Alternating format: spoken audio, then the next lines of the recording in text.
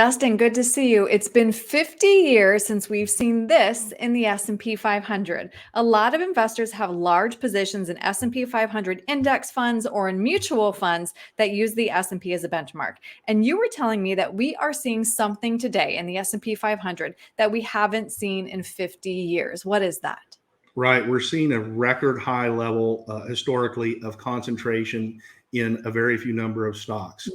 So it's important to understand if you own an S&P 500 index fund, or in many cases, if you own a mutual fund benchmark to the S&P 500, you may own a lot of different stocks in that fund, but it doesn't mean that you own an equal amount of each of those stocks. Right. So in an index fund that's market weight capitalized like the S&P 500, the larger a company's stock is, the more of that stock that you own. So if we look at today, about the top 10 stocks in the S&P 500 right now in terms of size make up 1/3 of the index. So if you got an S&P 500 index fund, 10 stocks make up 1/3 of your investment. And we haven't seen that kind of concentration since about 1973. Interesting. So what does that mean then going forward?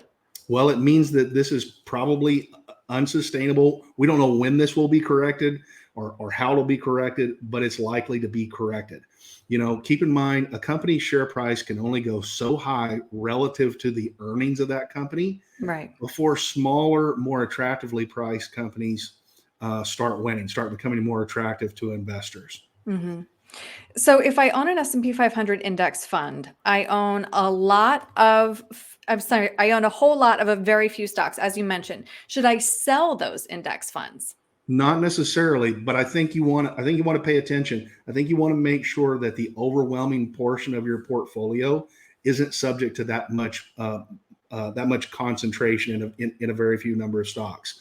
So, you know, you might want to include some strategies that buy stocks that are equally weighted, for example, instead of just simply buying stocks based upon the size of the company. Right.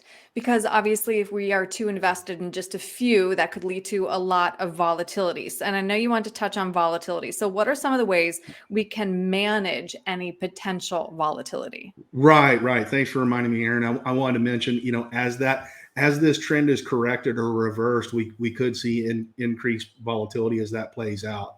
So there are a number of things that we're doing in our portfolios for clients to manage that volatility and be positioned to manage that volatility. One, we're trying to reduce that concentration risk. So we're including strategies, as I mentioned, in portfolios when it comes to equities that are equally weighted instead of market cap weighted. We're also using hedged equity strategies and buffered ETFs. So those are strategies that will allow our clients to participate in the upward movement of stocks, but significantly protect some of the downside.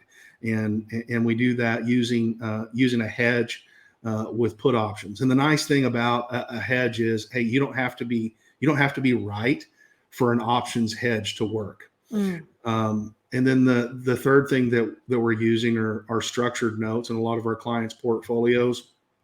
These are some custom institutional investments that aren't typically available to individual investors. These are investments that are offered by large banks with contractual terms, and they don't typically act like a stock, and they don't typically act like a bond. So when we include structured notes in somebody's portfolio, it serves as a great diversifier and takes a lot of the equity risk or the interest rate risk out of the portfolio. And with those structured notes, we can typically offer various levels of principal protection and some very competitive coupon rates. Interesting. You know, I really enjoy, Dustin, when we take a look at historical trends and then, you know, figure out how to work through them in today's environment. This was very helpful. If somebody has questions about anything that we've chatted about, what's the best way to reach you? They can send me a text at 830-476-2505 or reach out on the website to book a free chat at longlivemymoney.com. All right. Dustin, thank you. Thanks, Aaron.